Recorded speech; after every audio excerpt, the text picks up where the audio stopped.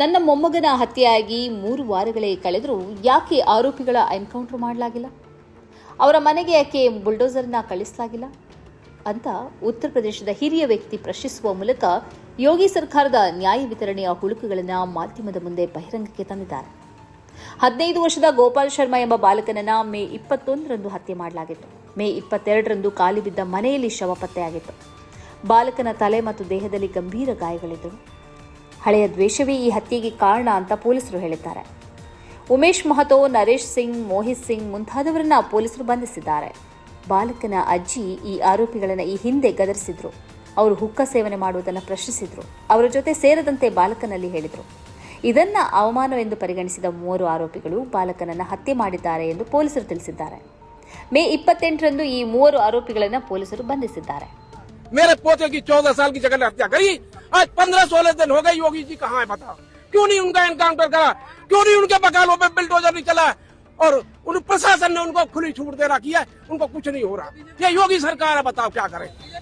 ಇದೇ ಉತ್ತರ ಪ್ರದೇಶದ ಗಾಜಿಯಾಬಾದ್ನಲ್ಲಿ ಮೇ 28ರಂದು ಸೂರ್ಯ ಎಂಬ 17ರ ಯುವಕನ ಹತ್ಯೆಯಾಗಿತ್ತು.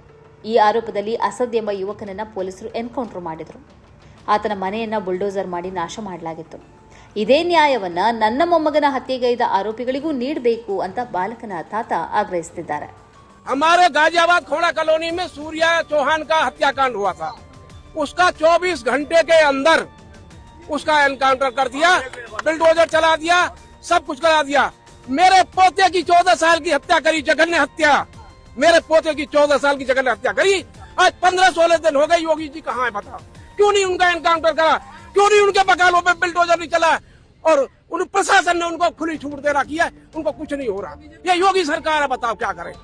ಧರ್ಮ ನೋಡಿ ನ್ಯಾಯ ವಿತರಿಸಲು ಹೊರಟ್ರೆ ಅಂತಿಮವಾಗಿ ಅದು ಹೇಗೆ ತಿರುಗುಬಾಣವಾಗಿ ಪರಿಣಮಿಸುತ್ತದೆ ಎಂಬುದಕ್ಕೆ ಈ ತಾತ ಆಡ್ತಿರುವ ಮಾತುಗಳು ಸಾಕ್ಷ್ಯವನ್ನು ಒದಗಿಸುತ್ತಿವೆ. ಸದ್ಯ ಬಿಜೆಪಿ ಆಳುವ ರಾಜ್ಯಗಳಲ್ಲಿ, ಅದರಲ್ಲೂ ಮುಖ್ಯವಾಗಿ ಉತ್ತರ ಪ್ರದೇಶದಲ್ಲಿ ವ್ಯಕ್ತಿಗೈದ ಅಪರಾಧವನ್ನ ನೋಡಿ ನ್ಯಾಯ ವಿತರಣೆಯನ್ನ ಮಾಡಲಾಗ್ತಿಲ್ಲ.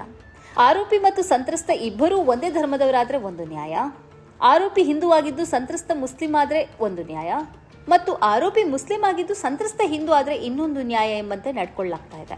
ಇದು ನಾಗರಿಕ ಸಮಾಜಕ್ಕೂ ಅರ್ಥವಾಗತೊಡಗಿದೆ. ಆದ್ದರಿಂದಲೇ ಗೋಪಾಲ್ ಶರ್ಮನ ತಾತ ಈ ನ್ಯಾಯ ವ್ಯವಸ್ಥೆಯನ್ನು ಪ್ರಶ್ನಿಸುತ್ತಿದ್ದಾರೆ. ನನ್ನ ಮೊಮ್ಮಗನನ್ನ ಕೊಂದವರನ್ನ ಎನ್ಕೌಂಟರ್ ಮಾಡಿ ಅಂತ ಆಗ್ರಹಿಸುತ್ತಿದ್ದಾರೆ. ನ್ಯಾಯ ವಿತರಣೆ ಆಗಬೇಕಾದದ್ದು ಧರ್ಮ ನೋಡಿ ಅಲ್ಲ, ಅಪರಾಧವನ್ನ ನೋಡಿ. ಇದನ್ನು ನೀಡಬೇಕಾದದ್ದು ಪೊಲೀಸರಲ್ಲ, ನ್ಯಾಯಾಲಯ. ಅಪರಾಧಿಯ ಧರ್ಮವನ್ನು ನೋಡಿ ಅಪರಾಧದ ತೀವ್ರತೆಯನ್ನು ಅಳೆಯುವುದು ಅಂತಿಮವಾಗಿ ಅರಾಜಕತೆಗೆ ಬಾಗಿಲು ತೆರೆದಂತೆ.